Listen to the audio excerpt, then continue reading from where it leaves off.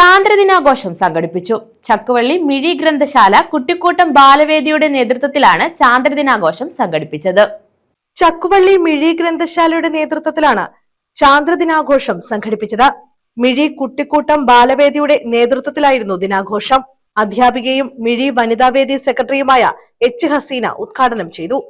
1969 July 20 ചന്ദ്രോപരിതലത്തിൽ നമ്മുടെ Neil ആംസ്ട്രോങ്ങും അദ്ദേഹത്തിൻ്റെ സംഘങ്ങളും അടങ്ങിയ അപ്പോളോ 11 എന്ന വാഹനത്തിൽ ചന്ദ്രോപരിതലത്തിൽ എത്തുകയും ജൂലൈ 21 ചന്ദ്രനിൽ ആദ്യമായി കാലുകുത്തി എന്ന ഒരു നേട്ടം നീൽ ആംസ്ട്രോങ് നേടുകയും ചെയ്തു. രണ്ടാമതായി കാലുകുത്തിയത് ആരാണെന്നറിയാമോ?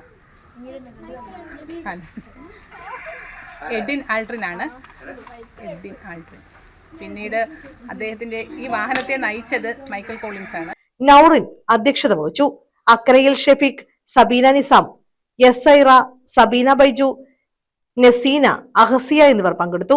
News bureau, Sasthamkotta.